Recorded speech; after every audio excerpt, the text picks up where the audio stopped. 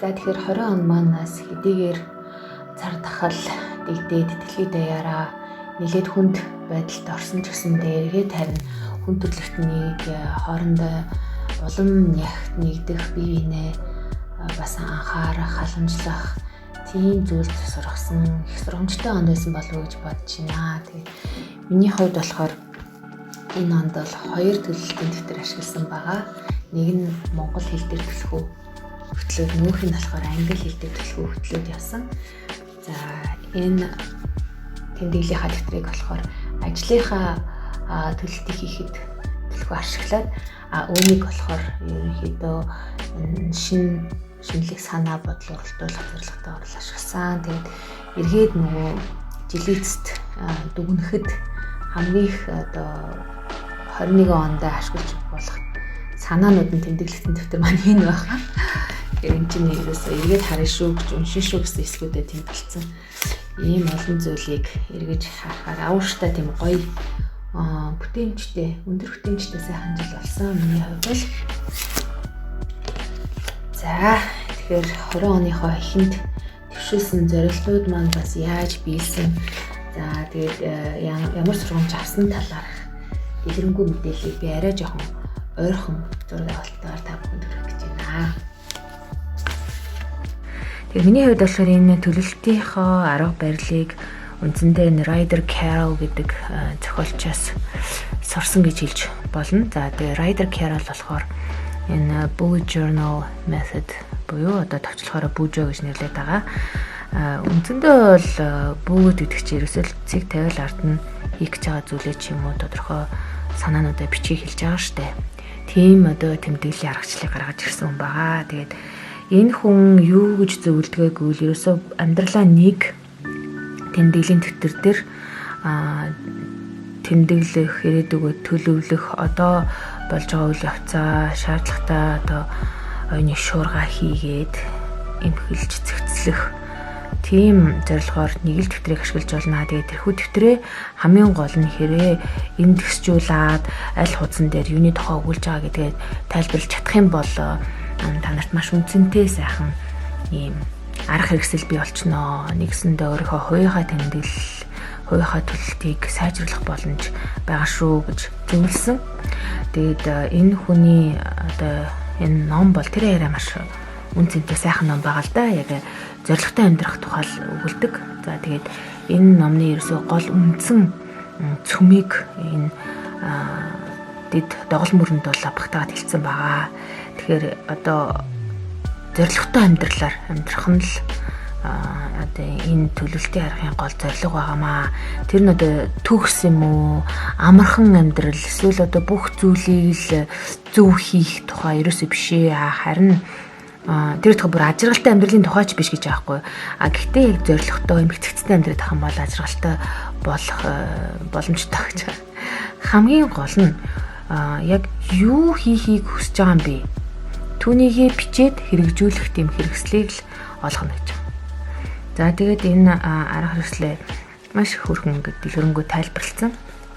Тэгээд хамгийн гол нь ингээд урт удааны зорилгоо төвшүүлсэн байгаа бол тийм ээ түүнийгээ задлаад хэдэн жилийн турш хүрэх ёстой зорилго болохоор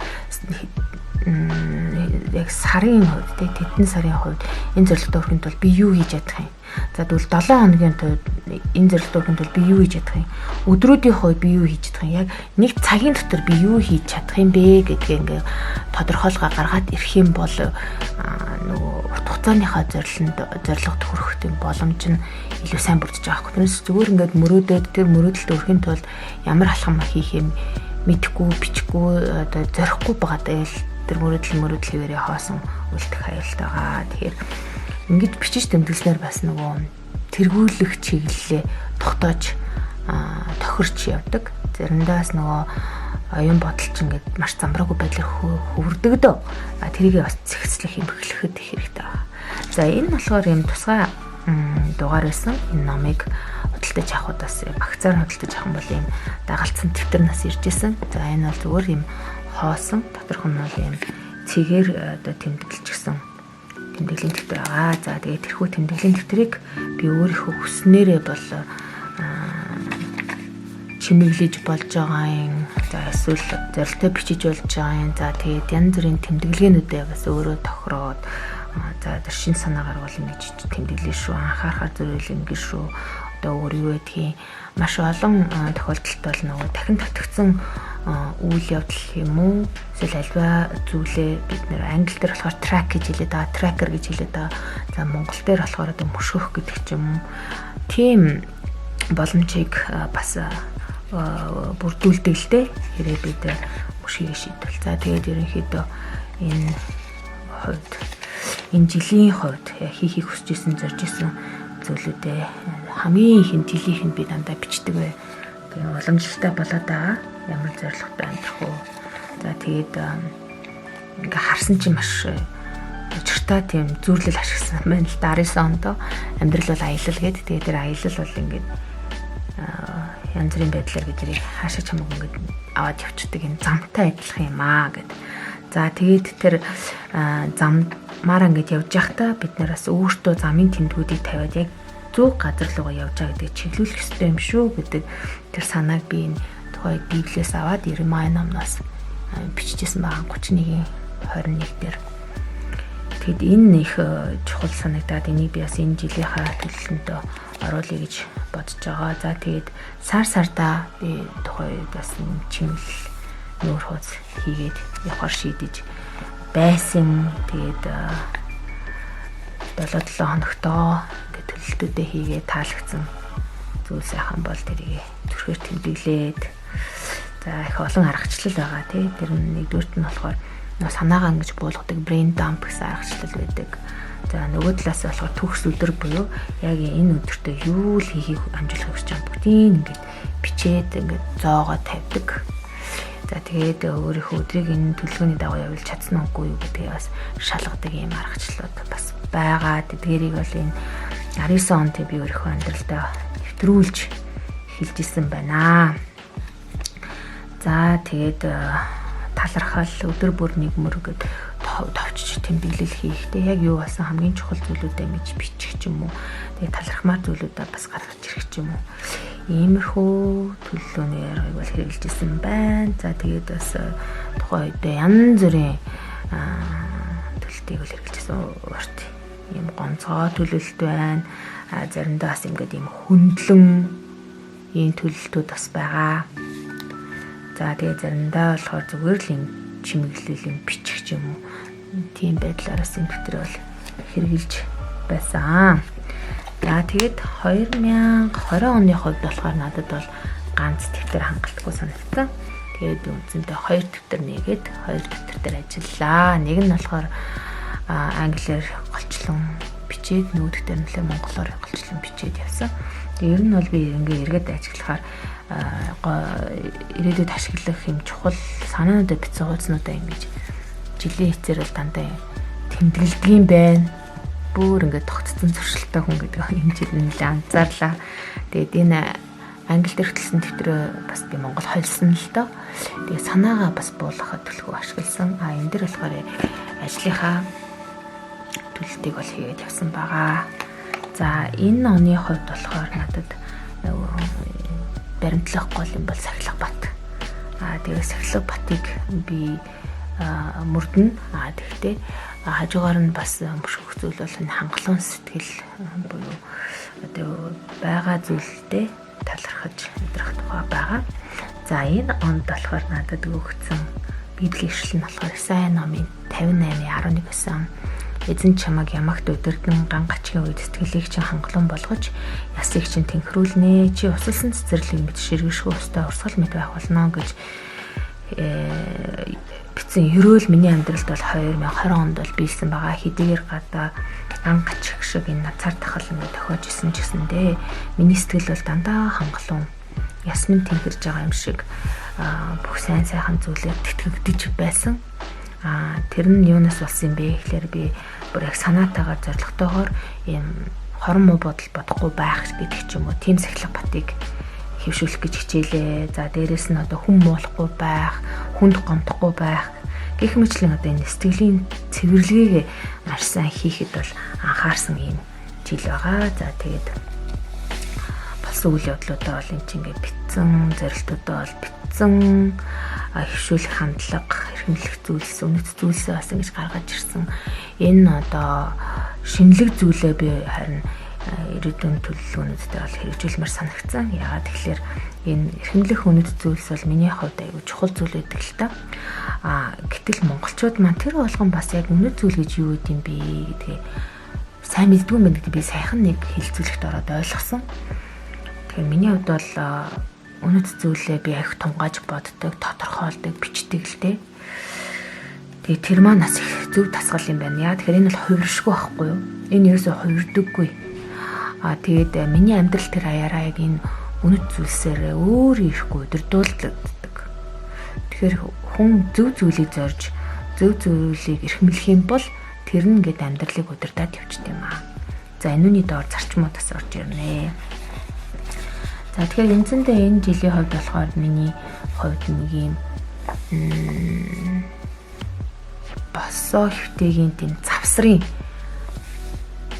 хүснэгтэн юм хэлбэрээр 7 хоногийн төлөлтийг бол хийгээд явсан. За өдөр бүр нэг мөрөө арай жоохон багсгаад тэгээд нэг мөр дээр болохоор би тухайн өдөр авсан ишлүүдээ бас ингэж бичиж үзлээ. За нөгөө трекер буюу тэр ажиглалт хөтлөх юм хүснэгт гаргаад яг амьдрал дэвшүүлэх хүсэж байгаа зүйлүүдээ бичээд ингээд тэмдэглэх гэж оролдлоо. Тэгээд энэ аргачлал маань бас нэг тийм сайн биелж чадаагүй юм. Ер нь бол миний сахилга бат бол тодорхой хэмжээнд л би олноос бүр айхтар мундаг хөвшсөнгүй. За сар болгон ийм ишлэл авч биччихье гэсэн зөвлөлт төвшүүлсэн байсан маань харин биелсэн. Ер нь бол 12 сарда 12 ишлэл бичсэн байлээ. Би тэгээд яг энэ төвтөр л 10 ишлэл оролцсон байхгүй юу. Тэгээд за 2 ишлэл дутаад байгаа юм да гэсэн чинь энэ төвтөр дээрээ бас хийсэн байгааг олж илрүүлсэн. За энэ онд хэрэгжүүлсэн бас нэг шинэлэг зүйл болохоор нөгөө бэлгсэн амьдралаар амьдарч буй аяллаа баримтжуулсан юм вебсайт хөгжүүлсэн. За энэ дээр та бүхэн энэ вебсайт ямар шууд үр дүнтэй харж байна. Тэгэхээр домен манай аль биесээр бол Journey to Abundance гэдэг нэртэй. Энд би блог хөтлөж байгаа. За бас подкаст хийж байгаа. Бас яг өөрийнхөө гэртээ хэрэгжүүлж байгаа зарим нэг төсөл библи судлалын хичээлүүдээ бас оруулсан байгаа. За энэ л миний блогийн хэсэг харагдаж байна. За дээдлийн хэсэгт нь болохоор яг энэ библитэй холбоотой зүйлүүдийг тухайлбал эмгтээчүүдтэй холбоотой 2 подкаст оруулсан байгааг харж байна. За Матай номоо би бас судлаад видео хэлбэрээр оруулсан. Энэний Матайаас гаднаас нөгөө хүүхдүүдтэй яаж библи зааж болох вэ гэсэн хичээлүүдээс видео хэлбэрээр оруулсан. Тэрийг харуулж байна. За доошогоо харуулах юм бол Матай номын 1-р бүлгийн судлалыг хийж байгаа. Эхний 1-р бүлгээс ахуулаад 5 бүлэг энд орсон байгаа хаа. За одоо та нарт тэр 1-р бүлгийн видеог бас явуулж үзүүлж байна. Шууд энэ вебсайтн дээрээ линкэн дээрээ дараад үзэх бас боломжтой байна. За удирдал хэсэгт нь болохоор би дуулал 23-аас эзэн миний ханчин тэр намайг ногоон бэлчээрт хэтүүлж ийм цэнгэг өсөөр ундаалтаа гэсэн ишлэлийг уншиж оруулсан байгаа. За тэгэхээр үүнээс гадна бас энэ вебсайтн дээр хүүхэдтэй яаж одоо библи зааж өгөх вэ? Энэ бүтээлийн талаар бүхэн бол бүтээгч гэсэн чанаруудыг яаж хуваалцах болох вэ гэдгийг би өөр хүүхэдтэй ажиллаж байгаа байдлаар л харуулсан байгаа. Тэгээ миний бага охин бол хөгжлийн бэрхшээлтэй учраас намайг бол яг юу яриад байгааг бол бүрэн гүйцэн ойлгохгүй. Гэхдээ энэ охин бол өөрт нь анхаарал тавьж байгааг бас хайрлаж байгааг бол мэдэрч байгаа. За тэр нь бол хангалттай байгаамаа. Тэгээ заавал одоо шинжлэх ухааны юм өндөр мундаг мэдлийг эзэмшснээрээ хүн болдог юм бишээ. Хүн тас хайраа харуулж дүүрэн амьдрснараа л гол амьдралын утга ийм баялаг болдог. За энд болохоор 1-р Тесалоникоор хийсэн ярилцлагуудаа подкаст хэлбэрээр би оруулчихсан байгаа. Бичлэг хэлбэрээр. За бас энэ бичлэг хэлбэрээр энэ санхүүгийн хичээлүүд орсон байгаа. Яаж үргүү ах уу гэдэг гэсэн. За би бас энэ өглөөний кофе гэсэн нэвтрүүлэгт 5 удаа орсон. Энэ болохоор Монголын Евангелийн эслийн хүрээнд төр засгийн өндөрлөгийг хариуцдаг зохицуулагчаар яасан ажилладаг. За тийм учраас би бас энэ бас төр засаг төрийн талаар яг Библийн үг юу гэж хэлсэн байдаг талаар нэвтрүүлэгт орж ярьцлага өгсөн байгаа. За энэ нэвтрүүлгийг гэсэн тэнд оруулчихсан байгаа. Хэрэг сонирхвол энэ вебсайтнаас нь бас үзэж болно. Нөгөө талаас энэ эрүүл хүнс хоол төлөвлөлтөө сайжруулахаар ажилласан. За тэр журуудаа бас энэ ч оруулчихсан. Яаж гэртээс энэ хоолуудаа хийдгийг харуулчихсан. Шатшдаар ингээд заавар энэ бол хийчихсэн байгаа. Тэгэхээр ер нь бол ингээд бэлгсэн амьдрал гэдэг бол бүх талаараа л бэлгхийг хэлж байгаа. Тэгэхээр хоол хүнсэн ч гэсэндээ эрүүл шимтэй олон янзын ногоо болон бусад зүйлээр бэлгэх нь их чухал.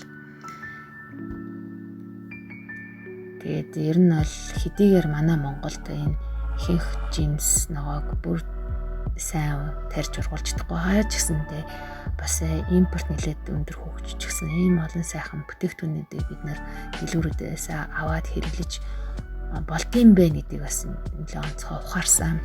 За дээрэс нь бол гэртээ намын сангаа хөгжүүлэе гэж шийдээд ажиллаж байгаа. Захин намын сан маань бас нэлээд баяжсан.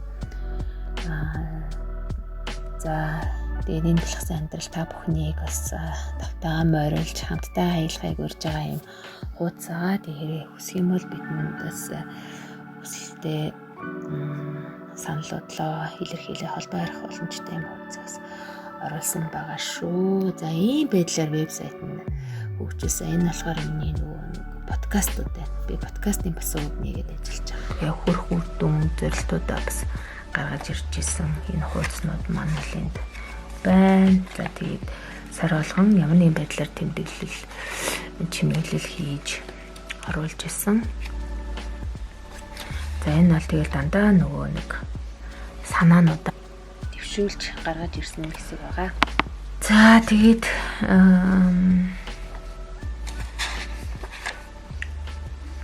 сэтгэлийнхаа хүнд байгаа зүйлсийг бас уудалж бичих юм хандлага бас энэ жил нилээд бий болсон. За тэгээд би энэ дэвтэр дээр бичижсэнээс үлдээ энэ дэвтэрнийхаа бас хуудсуудыг хайрлаад тэмдэглэл бичгээсээ илүү яг ийм санаагаа төвшүүлэх чагсаалт гаргах тийм зорилготой бол ашиглах үүднээс би тусдаа ийм дэвтэр гаргасан. За энэ чинь болохоор би санал сэтгэлүүдээ бичиж тэмдэглэх тухайд надад бас ерөөсөн санагдчихсан зүйл гарч ирсэн. Тэгээ яг ингээд үлдээмээр байгаа юм гоё дурсамжуудаа бас энэ чи үлдээсэн байгаа. Өргөжлүүлээд ашиглаад явъя гэж бодож байна. Энэ дэвтэр маань дөнгөж эхэлж байгаа. Эхний 10 утсыг ашигласан гэж ойлгож болно. За тэгэхээр ер нь бол ингээд ийм давуу талууд үүссэн байна. Энэ дэвтэрнүүд дээр бол яг цаашаа бас хөвшил болгоод аваад явчихаар зүйлсүүд бол байна. Чимэглүүд бас байна. Тэгэхээр тэр болгоныгоо өргөжлүүлэх хүсэлтэй байгаа. За энэ байдлаар 20 он маань өнгөрсөн байна. За 21 онд яах вэ? Тэгэхээр энэ бүжигийн нэг сул тал нь болохоор 7 хоногийн ч юм уу эсвэл одоо сарынхаа тэмдэглэлийг одоо хөтлөхөөс өмнө бас тэр хүснэгт төлөвлөгөөг бас өөрөө зурх хэрэгтэй болдог. Тэгэх болгондоо маш их цаг алдчихсан учраас би энэ жил энэ Hobonichi гэдэг компани, Японы компани байгаа. За энэ компани бүтээгдэхүүнийг ашиглахаар шийдсэн байгаа. Тэгэхээр энэ болохоор Hobonichi Kazan гэдэг ном байгаа. Тэмдэглэлийн дэвтэр байгаа. За Японы энэ Hobonichi компани Kazan гэдэг тэмдэглэлийн тэтгэврийн онцлог нь юу вэ гэвэл одоо миний энэ тэтгэврүүд дээрээ хөтлөөд байсан бүхий л зүйлийг одоо нэг доор ингэ хийх боломжийг бүрдүүлсэн гэж ойлгож болно. Яагаад вэ гэхлээр энд тухайлбал юу байгаа вэ гэхээр за би ингээд чимэглээд эхэлсэн байгаа. Бас энэ зүйл одоо мөрдлөг болох зүйл бол хэвшил. Тэгээ би хэвшлээ айгуу сайн сахнаа гэсэн үг байгаа. За энэ жил баримтлах одоо хэвшлэл маань болохоор сургаалт төгсгийн 3-ын за 6-аас ирсэн байгаа. Тэр нь болохоор бүх замаараа түүнийг таньж мэд тэр чиний замыг шулуун болгоно гэж хэлсэн тэр хэвшлэл байна. 5 гэж бүрэгдсэн биш үү?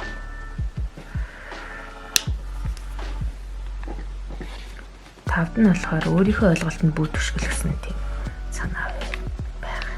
Тэр нь болохоор юм өдөртгөл болгоод энэ чиас эцсэн байгаа.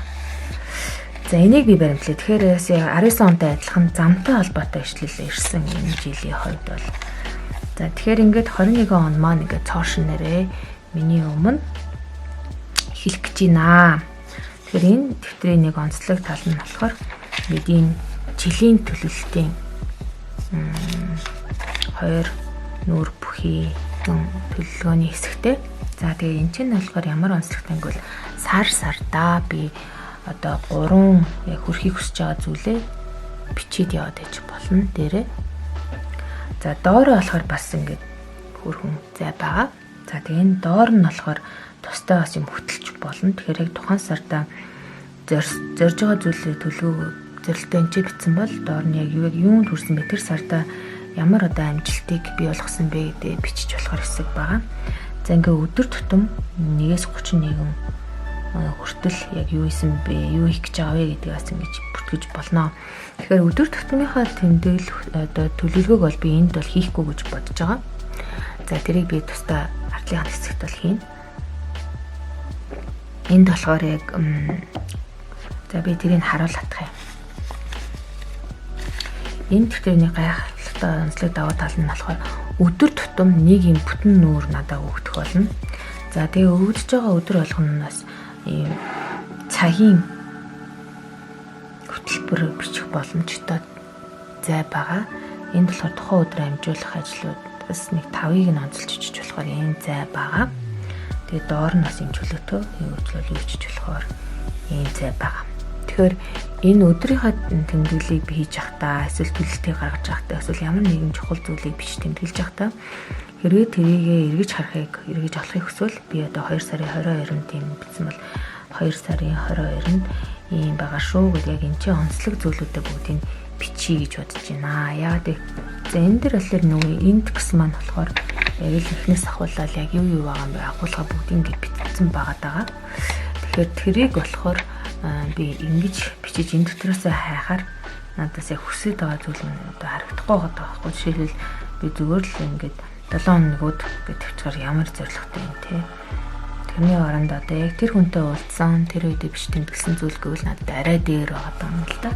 Тэгэхээр тэр олон юм дотроос хайжихын оронд зөвхөн тэрийг юм чиг биччихвэл тэр юм тэнд байгаа юм минь байгаа юм байна гэсэн тийм ойлголттой болчихно. За өөр нэг онцлог зүйл нь болохоор би урд нь бол дандаа юм өнгөний дэлгүүр ашиглаж гисэн.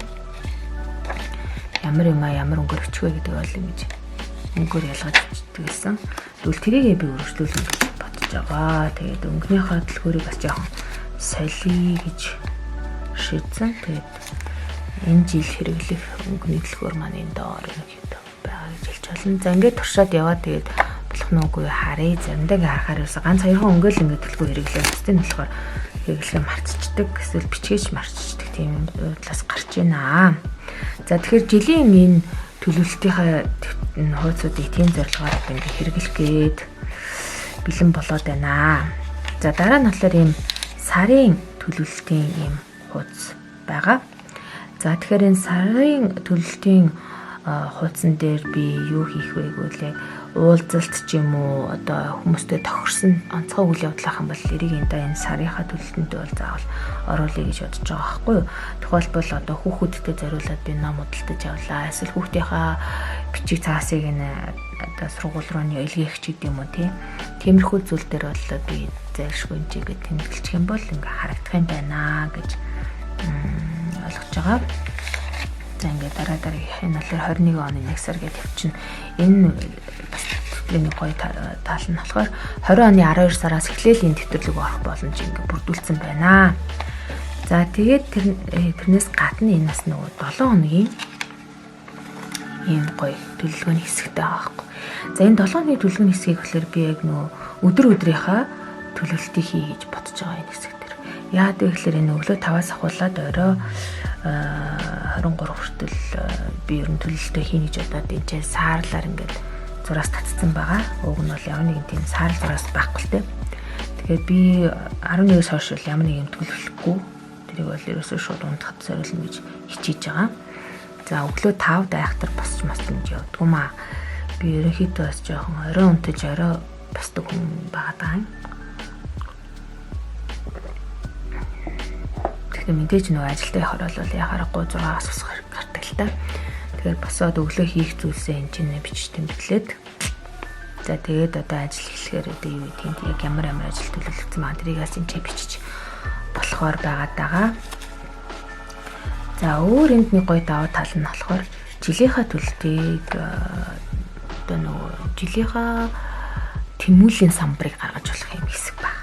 Тэр нь болохоор шинэ жил рүү хууц хэрэглээ гэсэн тийм нэртэй. Тэгээд би аль хэдийн одоо ингээ ашиглаад эхэлсэн байна. Тэгээд энэ чи би юу хийсэн гэхэл миний амьдралын ерөнхий зорилго. За тэгээд 19 онд тэр замтай холбоотой өгсөн тэр үгийг энэ оны үгтэй хаана бичээр надад их утга учиртай санагдсан л та.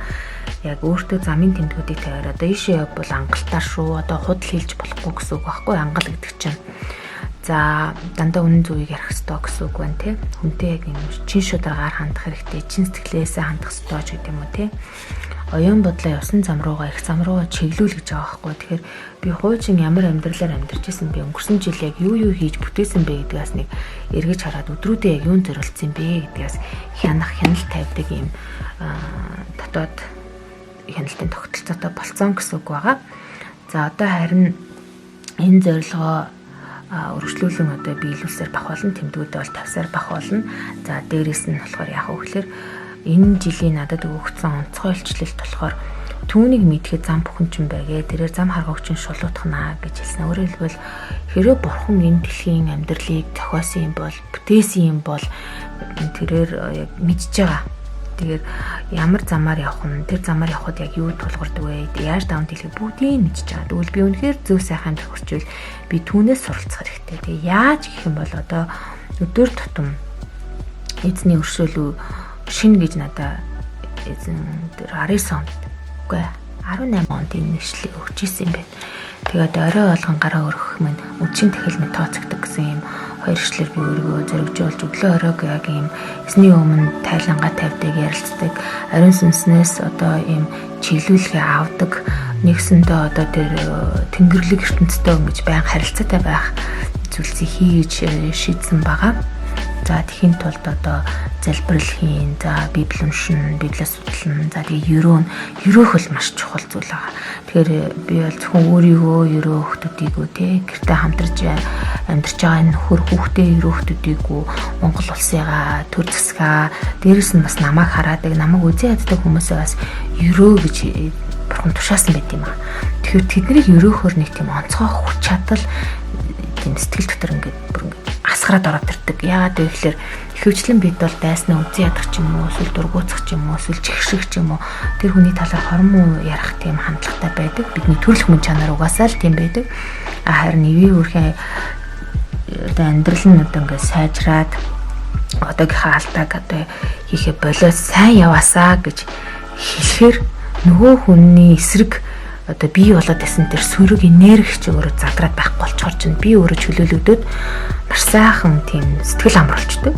За дээрэс нь одоо надад ямар давуу тал өгч байгаа гэхээр ерөөгд эхлэх юм бол тэр хүнийг хайрлахад айгүй ялгархан болчих. Тэгээд хайрлана гэдэг чинь одоо өөгшүүлнэ гэсэн үг биш л дээ. Жишээлбэл одоо хатуу зэмлэл одоо хийж байгаа чинь хайртай хүний шинж шүү дээ тий. Шаардлагатай бол хатуу зэмлэнэ.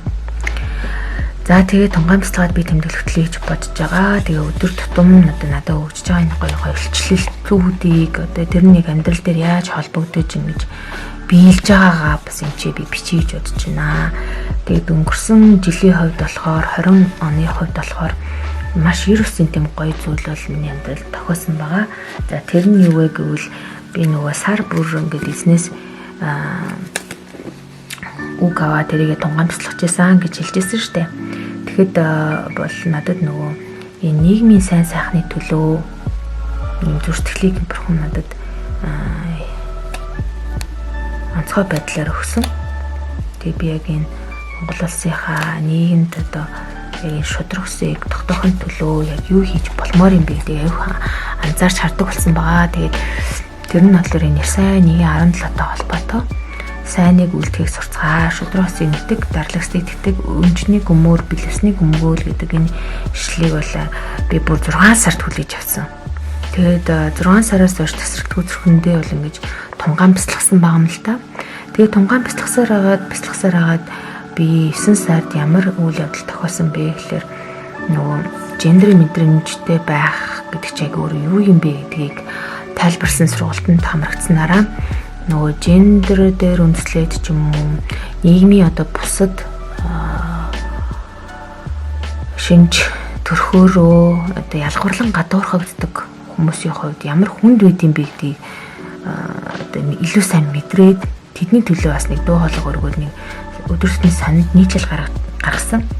Тэгээд тэр нь болохоор би бас энэ өнжнийг өмөрж байгаа дарлагстыг тэтгэж байгаа бэлэвснийг өмөөлж байгаа нэг арга хэлбэр байгаа. Тэгээд би шудрасыг бол мэтгсэн гэж би өөрийгөө бол ойлгож байгаа байхгүй юу. Тэгээд би энийг бол би сайн зүйл гэж ойлгож би тэр сайн зүйлийг үлдэхэд суралцсан. Тэгэхээр одоо энэ гендерийн төгс бас байдлыг арилгахын төлөө анхаарч ажиллах хэрэгтэй юм байна гэдгийг би маш сайн ухамсарлсан.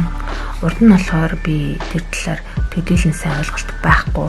Харин чиг одоо гендер гэж дандаа эмэгтэйчүүдийн ярих ямар сони ингээд нэг жоохон дургуутлагтай байдаг гэсэн баггүй юу. Харин тэр гендерийн мэдрэмжийн талаарх сургалтанд орсны дараа би юу ойлгосон бэ гэхээр үнэхээр зүгээр эмэгтэй болж төрснөөрөө юм ялгуурлагддаг, гадуурхагддаг. Зөвхөн эмэгтэй хүн болж төрснөөрөө маш олон эрхээ эдэлж чадахгүй гэж хязгаарлагдах юм өслөдөл тулгардсан байна гэдэг хурц мэдэрлээ. Тэгээ эмэгтэйчүүд дотроо ч гэсэн дээр нь бол ялгаатай байд юм байна. Зарим нь бол маш хүчрхэг өөрийнхөө эрхийг ингээд эдлээд аваад явчих чаддаг. Зарим нь болохоор ингээд хүчрхийлэл доор амьдарч байгаа, бусдын эрхэнд орчихсон, эрх нь их төрчигдж байгаа тийм эмэгтэйчүүд бас байгаа байхгүй юу? Тэгэхээр тэдний төлөө бол бид нар бол дуу хоолойгоо өндөрсөх ёстой юм байна гэсэн тийм уриатай болчиход байна. За тэгэхээр нэг хүн ингээд өөрчлөгччлөө бодолсон юм.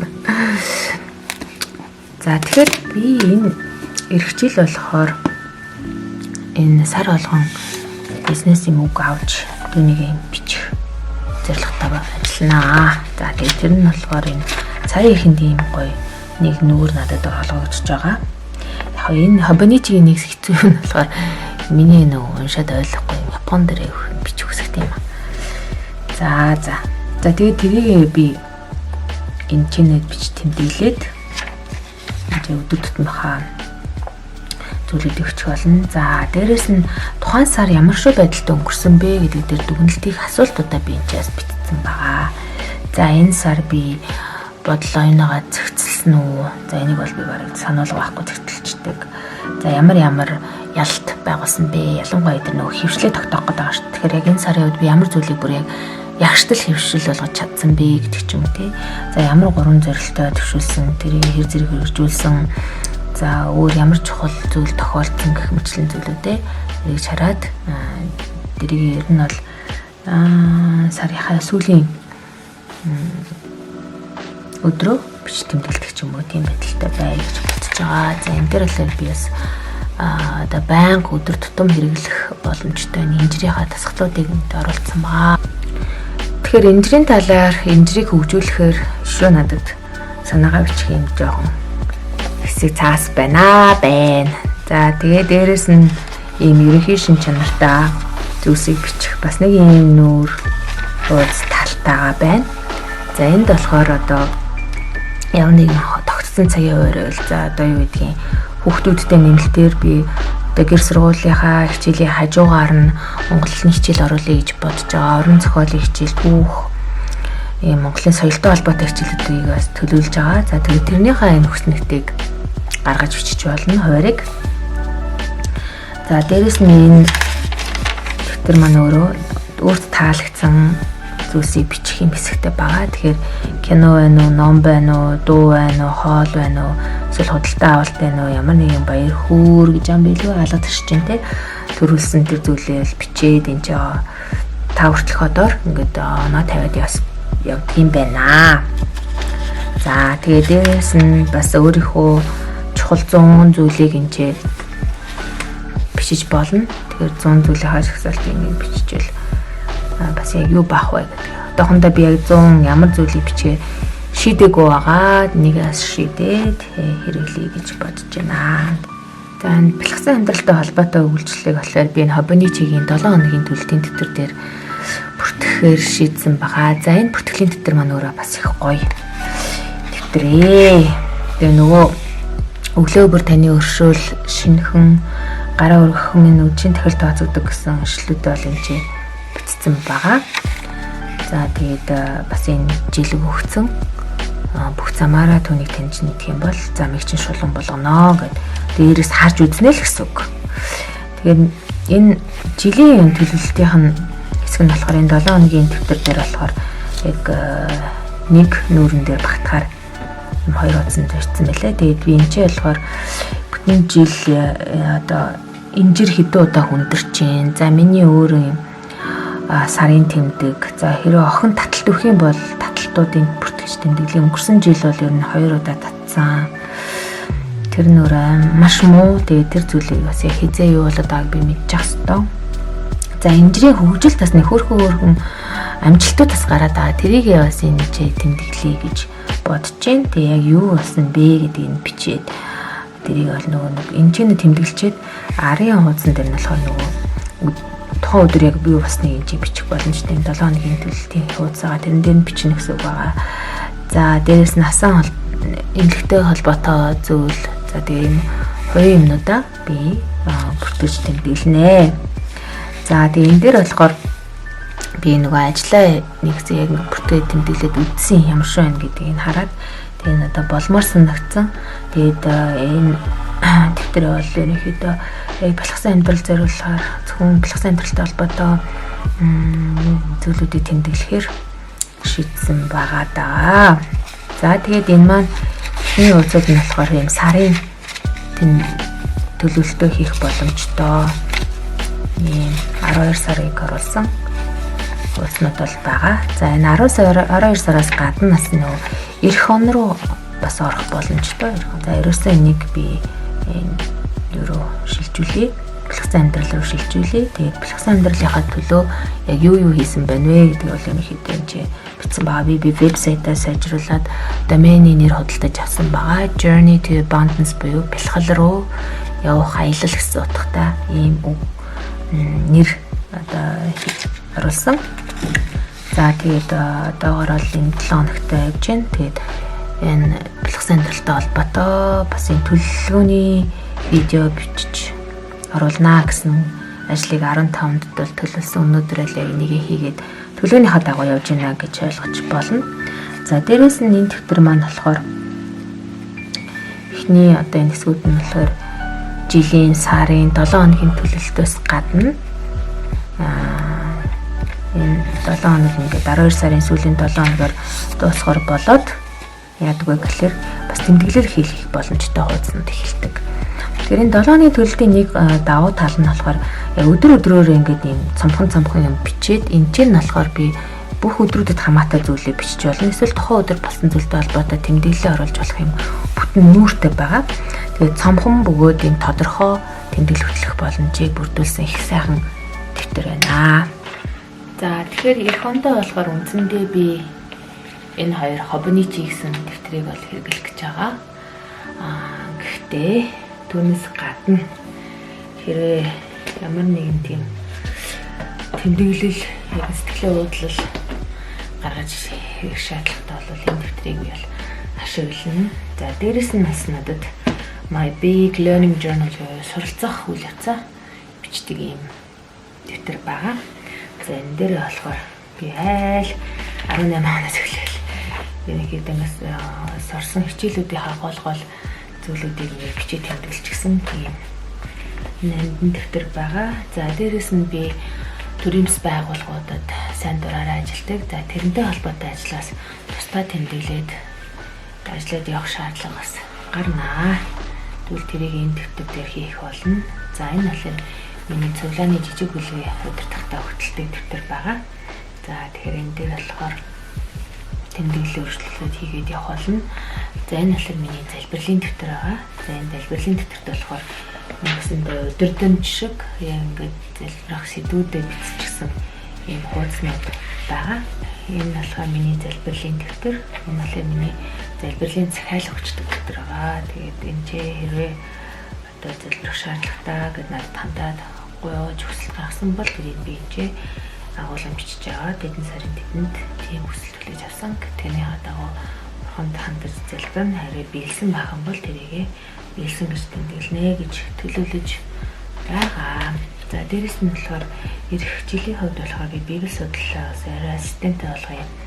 Сайн бичсэн гэж одоогийн байдлаар энэ тийм хичээл нэг юм хөө заасан дээр ойлгосон юм хичээл яваад байна. За өнгөрсөн жилээс нэг хэсэг хугацаанд би дэвтэрэн дээр бичсэн юм биш шүү.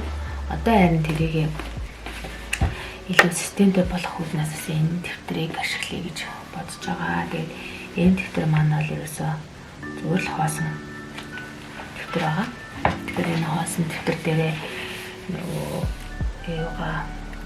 биш тэмдэглэх зүйлээ яаж зохион байгуулалтанд оруулах үүдээ би өөрөө гаргаад тэрнийхээ дагуу ажиллах боломжтой гэсэн үг байна. За энэ бол миний библи судлалын дэвтэр байлаа.